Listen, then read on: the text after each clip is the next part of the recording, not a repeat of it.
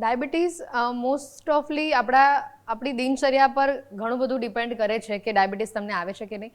પણ ઘણીવાર એવું પણ જોયું છે કે મમ્મી પપ્પાને નથી ડાયાબિટીસ પણ બચ્ચાને આવ્યું છે.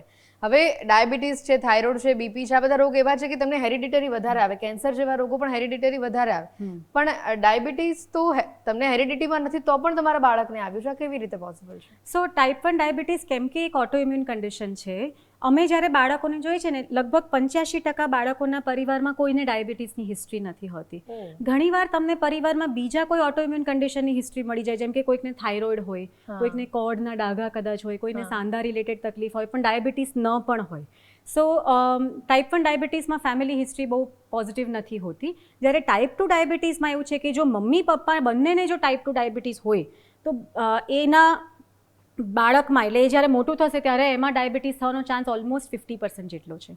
કારણ કે એ લોકો જીન્સ પણ સેમ શેર કરે છે અને એન્વાયરમેન્ટ પણ, એટલે એમની લાઈફસ્ટાઈલ પણ સેમ શેર કરે છે. એટલા માટે પણ ટાઈપ 1 ડાયાબિટીસમાં ઘણી બધી વાર પરિવારમાં કોઈને પણ ના હોય એવું બને. ઓકે.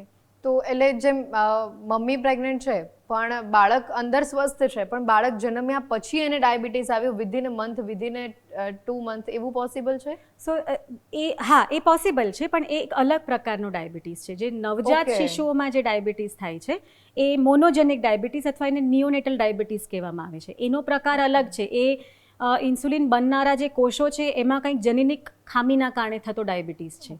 પણ ટાઈપ 1 ડાયાબિટીસ જન્મ પછી આવતો રોગ છે. એને આપણે અક્વાયર્ડ કન્ડિશન કહીએ છીએ. એટલે એ જન્મ પછી ગમે ત્યારે આવી શકે. તો એ તમે જનનિક ખામી જે કીધી એ માતા પિતાની લાઈફસ્ટાઈલના કારણે આવે છે કે બીજું કોઈ રીઝન? એનું રીઝન ના. સો જો આમાં થોડાક અલગ અલગ સિનારીઓ હોઈ શકે. એક તો અગર માતાને ડાયાબિટીસ હોય તો એ બાળકમાં એકચ્યુઅલી શુગર લો જવાનું વધારે જોખમ રહે. કારણ કે બાળકનું શરીર આપોઆપ લડવા માટે ટેવાયું હોય કે ભાઈ વધુ શુગર માટે લડો, વધુ ઇન્સ્યુલિન બનાવો. એટલે એ જન્મ પછી પણ ચાલુ રાખે, એટલે એનું શુગર ડાઉન થવાનું જોખમ વધારે રહે.